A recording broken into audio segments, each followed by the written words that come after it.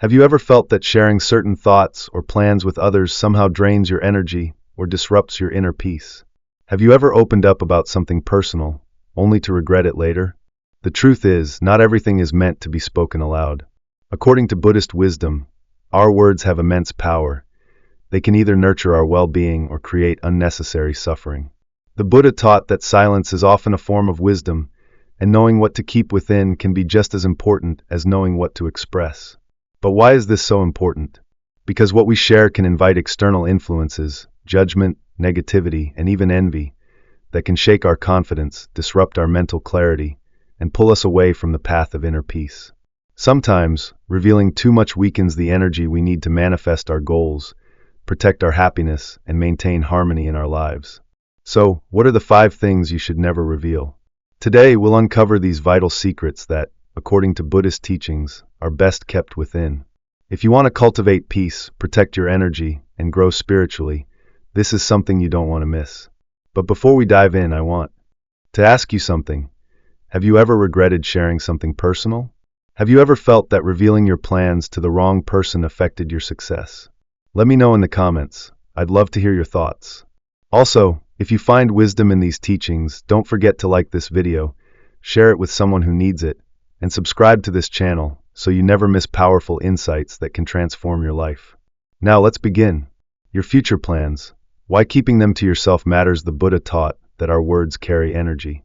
What we say, how we say it, and when we say it can shape our reality. One of the greatest lessons in Buddhist wisdom is the power of silence, especially when it comes to our future plans. Why you shouldn't share your plans too soon. When you have a new goal, a fresh idea, or an exciting plan, it's natural to want to share it. You want encouragement, validation, or maybe just someone to share in your enthusiasm. But according to Buddhist teachings and psychological insight, speaking too soon can actually weaken your chances of success. 1. Negative energy can derail you. Not everyone will. Celebrate your vision.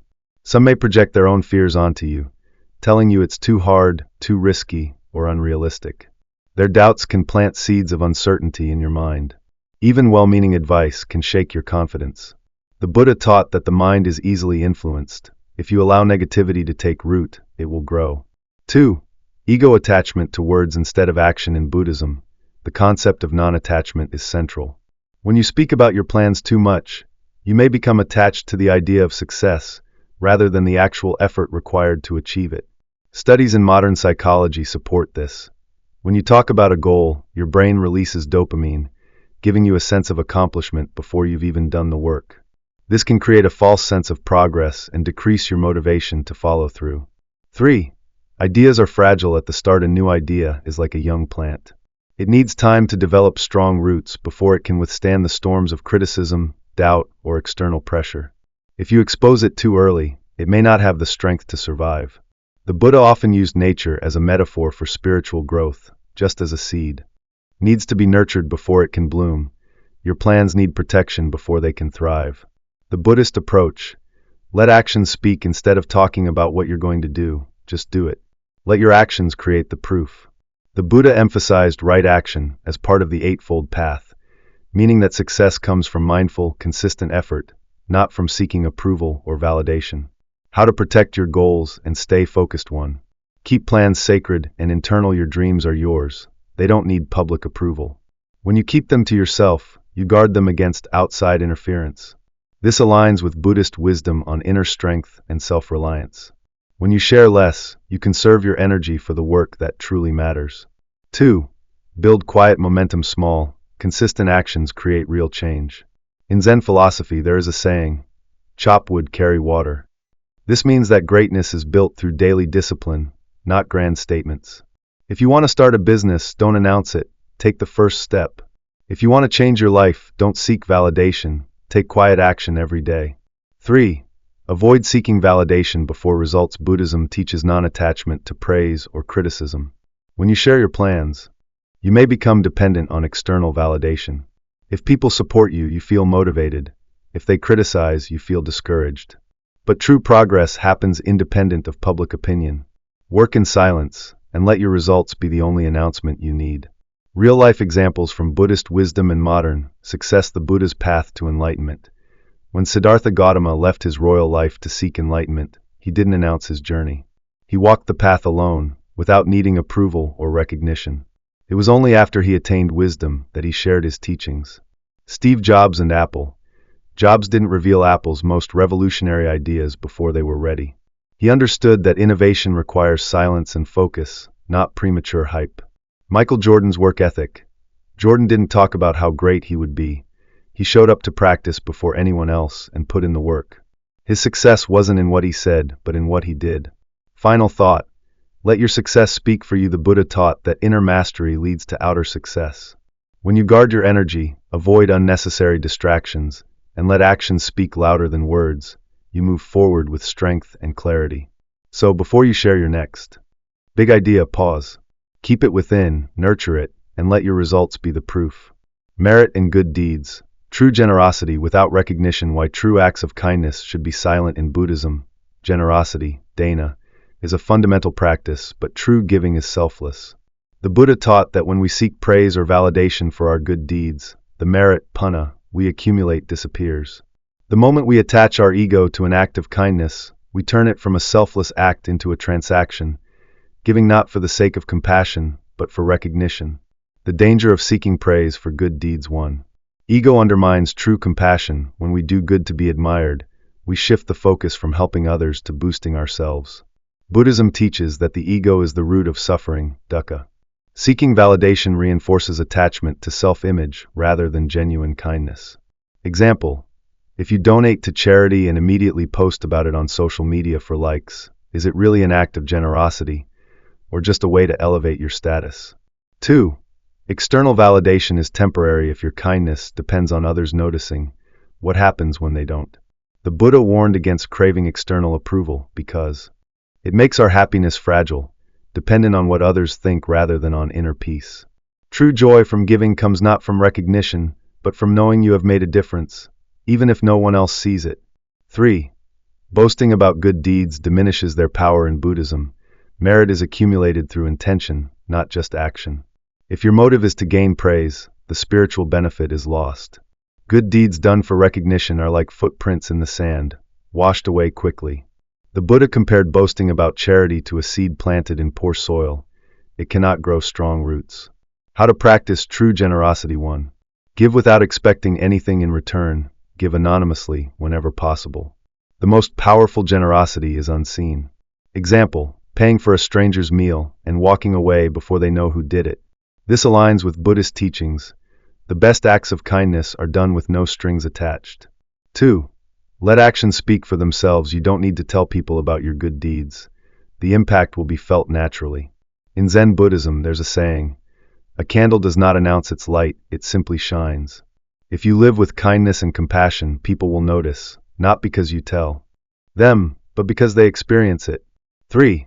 Shift the focus to the other person, not yourself. When helping someone, make them the center of the experience, not your role in it. Example: instead of saying, I donated $1,000 to a homeless shelter, say, there's a shelter that really helps people in need. The focus moves from self-promotion to real change. The Buddhist perspective on giving. The Buddha taught that there are 3 kinds of giving. 1. Giving with expectation, lowest form, expecting praise, admiration, or something in return. Example: posting online about how generous you are. 2. Giving with neutral intent, middle path, helping because it feels like the right thing to do, but still feeling a sense of self-satisfaction. Example: donating because it makes you feel good, not bad, but still self-centered.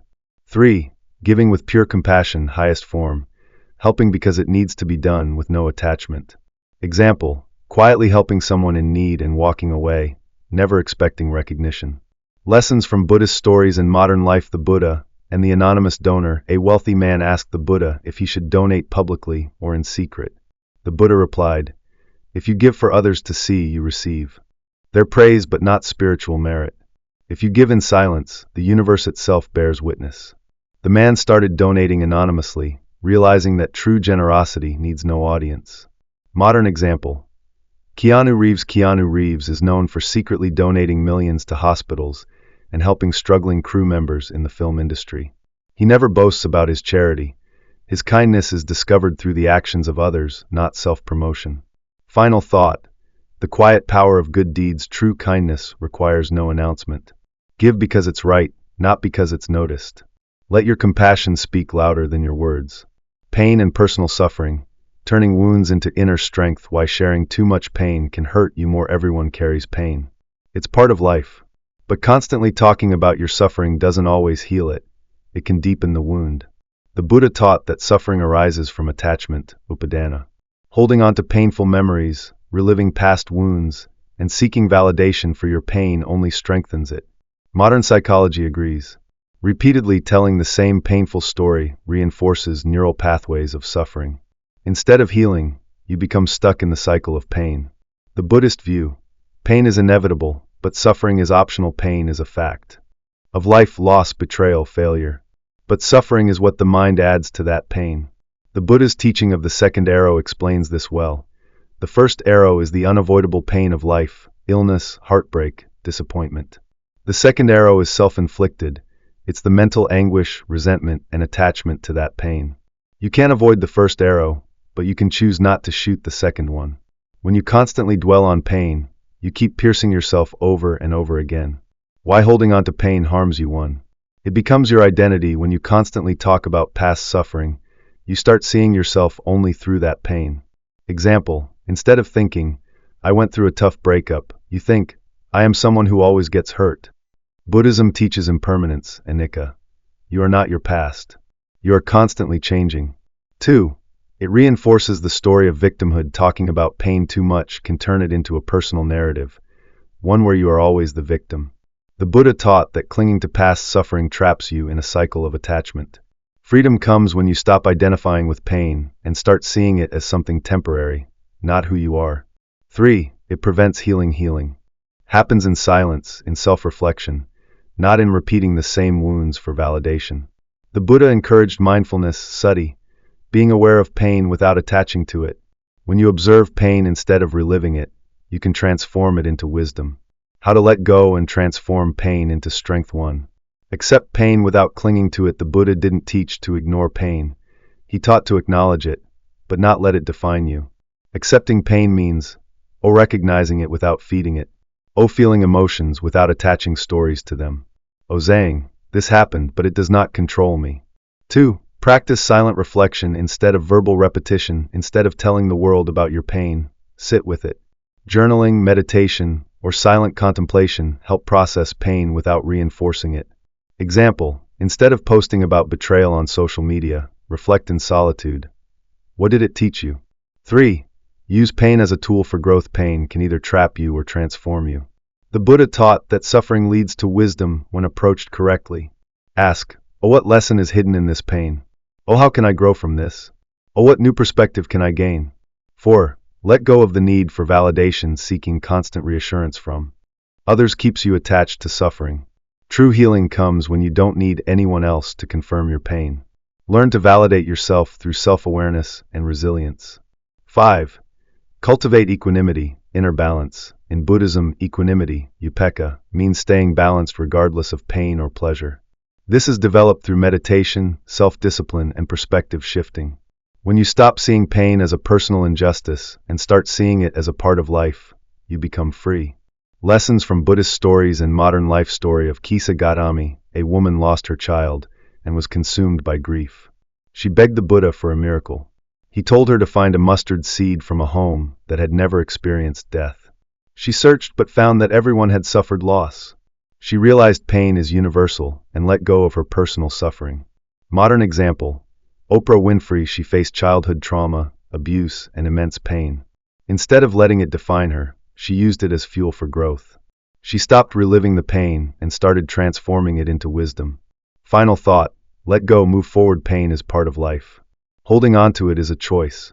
You are more than your suffering. Observe it, accept it, then let it go. Spiritual practice and the inner journey. Walking the path in silence. True spiritual growth is a personal experience. The Buddha taught that spiritual practice is an internal journey, one that does not need validation or recognition. The moment we seek approval for our progress, we shift from authentic growth to ego-driven display. Silence holds power. True transformation happens in stillness, not in words. When you truly walk the path, there is no need to announce it. your presence, actions, and peace will speak for themselves. Why seeking recognition undermines true practice? 1. Ego corrupts spiritual growth. The more you talk about your practice, the more your ego attaches to it. Instead of focusing on awakening, you start focusing on how others perceive you. The Buddha warned that attachment to status, even spiritual status, leads to suffering. 2. Seeking approval creates dependence. If your spiritual journey depends on praise, it is not real. Buddhism teaches self-reliance. Your growth should not need external validation. Real peace comes when you no longer need others to affirm your progress. 3. Talking too much distances you from experience. Explaining a sunset is not the same as seeing it.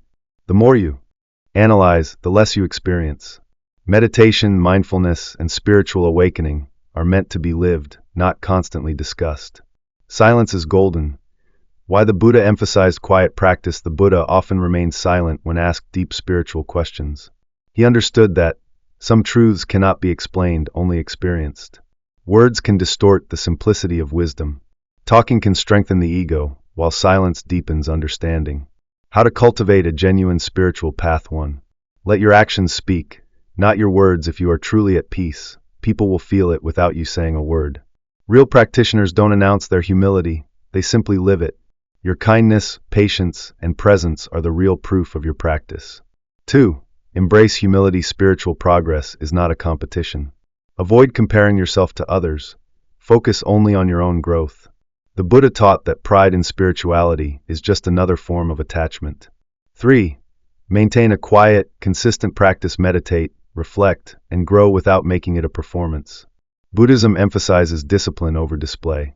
Consistency in silence is more powerful than loud, temporary bursts of effort.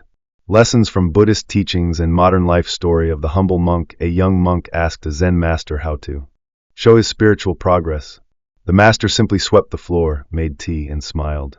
Enlightenment is not something you prove, it is something you live. Modern example, J.D. Salinger. After writing The Catcher in the Rye, he retreated into seclusion and deep spiritual practice. He chose inner growth over public attention. Final thought, walk the path, let go of the need to be seen. True spirituality is quiet, deep, and unshaken by external opinions. Practice in silence. Let your inner peace be the only statement you need. Family conflict. Family is often considered the cornerstone of our lives, a sacred space where we nurture love, support, and connection. However, just like any relationship, family life can be complex and challenging. Differences in values, personalities, and expectations can lead to conflicts, making it hard to maintain peace and understanding. While these struggles can be painful, they also present an opportunity to practice the teachings of Buddhism, principles that encourage mindfulness, compassion, and patience. One of the key teachings of Buddhism that can help us navigate family conflicts is the concept of impermanence, anicca. In every family, there will be moments of harmony, but there will also be times of discord. Emotions and situations are not permanent. They come and go, much like the waves of the ocean. Recognizing this impermanence allows us to detach from the intensity of the moment, understanding that our disagreements are temporary. This perspective helps us to avoid being consumed by anger or frustration, knowing that time will shift the circumstances. Another important Buddhist principle is the practice of mindfulness, sati. Mindfulness is the ability to be fully present in the moment, observing thoughts and emotions without judgment. When dealing with family conflicts, mindfulness helps us step back and observe the situation calmly. Rather than reacting impulsively, we can choose our responses with wisdom. This requires deep listening, as often, the heart of a conflict lies in unspoken emotions or unmet needs. By being mindful, we can understand what is truly at the root of the issue and address it with clarity. The Buddha taught the importance of compassion, karuna, especially toward those closest to us. Compassion is not just about feeling sympathy for others, but about acting with a sense of care and understanding. In family disagreements, compassion allows us to approach others with kindness, even when emotions are high. It requires us to recognize that everyone has their own struggles and reasons for their actions, even if we don't agree with them. By embracing compassion, we can create a more open and loving space in our homes, fostering healing rather than further division. Patience, kshanti, is another critical practice in dealing with family conflicts. When we experience tension with a family member, it can be easy to react with frustration or anger. However, Buddhism teaches that patience is the key to resolving conflicts peacefully. It is not about suppressing our emotions, but rather about taking the time to process them and choosing to act from a place of calm. Patience allows us to see the bigger picture and avoid making rash decisions that might escalate the conflict. With time, the heat of the moment will subside and clarity will emerge. Another helpful teaching is the practice of right speech, samavaka. The words we speak during a family conflict can either build bridges or tear them down. Right speech encourages us to speak truthfully, kindly, and in a way that promotes harmony. It also invites us to avoid harmful words, such as criticism, blame, or harshness, which only deepen the wound. Instead, we can practice speaking with empathy, acknowledging the other person's feelings and finding common ground. This approach not only helps to resolve conflicts, but also strengthens the relationships within the family. When we face family conflict, the natural inclination might be to seek validation from others, friends, colleagues, or even social media. However, Buddhism teaches the importance of self-reliance and inner wisdom. Instead of seeking approval from the outside world, we are encouraged to turn inward, trusting our own ability to resolve conflicts with clarity and compassion. This process involves reflection, self-awareness, and a commitment to growth. By developing our inner wisdom, we can approach our family struggles with a greater sense of peace and understanding. The concept of non-attachment, anatta, also plays a crucial role in resolving family conflicts. Non-attachment does not mean detaching emotionally or distancing ourselves from our loved ones. Instead, it is about freeing ourselves from the need to control outcomes or cling to particular expectations. Often, family conflicts arise when we hold tightly to our own views or desires, expecting others to conform to them. By practicing non-attachment, we can let go of rigid expectations and accept our family members as they are, allowing space for mutual understanding and growth. Buddhism also emphasizes the importance of forgiveness, khanti. Holding on to grudges or resentment only prolongs the pain and prevents healing. In family relationships, we may experience hurtful actions or words from those we love, but forgiveness allows us to release the grip of negative emotions. Forgiving does not mean condoning harmful behavior, but it frees us from the burden of anger and allows us to move forward with a sense of peace. When we forgive, we not only heal ourselves, but also create the opportunity for reconciliation and deeper connection within the family. In American culture, there is often an emphasis on individualism, achievement, and external success. However, Buddhism invites us to look inward, recognizing that true fulfillment and peace come from within. When conflicts arise in our family, the desire for external validation or the need to be right can make it difficult to find resolution. Instead, we are encouraged to seek inner peace first, allowing this sense of calm to guide our interactions with others. By focusing on inner growth, we can create an environment where peace and love can thrive, both within ourselves and within our families. Ultimately, family conflicts are an inevitable part of life, but they also present a unique opportunity to practice the Buddhist teachings of mindfulness, compassion, patience, and wisdom. By embracing these principles, we can navigate our struggles with grace and understanding, cultivating an atmosphere of peace and love in our homes. The true strength of a family lies not in the absence of conflict, but in the ability to face challenges together, with open hearts and minds, united by a shared commitment to love and understanding. Conclusion: in life, we are often faced with moments that demand our discretion. Whether it's dealing with personal struggles or family issues, knowing when to keep certain things to ourselves is crucial. The practice of silence, in the Buddhist context, is not just about avoiding speech, but about preserving inner peace and clarity. By withholding information, especially in moments of emotional intensity, we protect ourselves from unnecessary stress and maintain a calm, steady mind. The Buddhist teachings remind us that speech can be both a tool for connection and a source of conflict. Right speech, one of the components of the Noble Eightfold Path, encourages us to speak truthfully, kindly, and at the right time. But sometimes, the wisest action is to remain silent. In silence, we allow ourselves the space to reflect, understand, and respond thoughtfully, rather than react impulsively. Silence is often misunderstood as a sign of weakness or passivity, but in reality, it is a sign of wisdom and strength. It takes great inner strength to remain calm and composed in the face of adversity, choosing not to engage in harmful speech or unnecessary drama. This aligns with the Buddhist understanding of equanimity, remaining balanced and unaffected by external circumstances. When we practice silence, we cultivate a sense of emotional resilience, allowing us to deal with challenging situations without losing our peace. Moreover, silence is a way to practice mindfulness. Instead of speaking or reacting, we can focus on being fully present in the moment, observing our thoughts, emotions, and the situation at hand. This practice leads to a deeper understanding of ourselves and others. By not immediately speaking or defending ourselves, we create space to listen deeply, both to others and to our own inner voice. This is where true wisdom arises, when we listen attentively with an open mind free from judgment. The act of keeping things to ourselves doesn't mean we are hiding or suppressing our feelings. Rather, it's about discerning when it's appropriate to speak and when silence will bring about a more peaceful and constructive outcome. As we learn to value silence, we begin to notice how much more we can understand and experience in the stillness of the moment. This is the essence of mindfulness, paying attention to what's happening right now, without being distracted by the noise of our thoughts or external pressures. In Buddhism, the cultivation of inner peace is of utmost importance. By practicing silence, we protect that peace and allow it to grow. When we learn to manage our words and choose silence when necessary, we not only maintain our inner calm, but also contribute to a more harmonious environment. In this way, silence becomes a powerful tool for both personal growth and peaceful relationships. If you found this video helpful, please like, share, and subscribe to the Life Lessons channel for more profound insights from Buddhist teachings.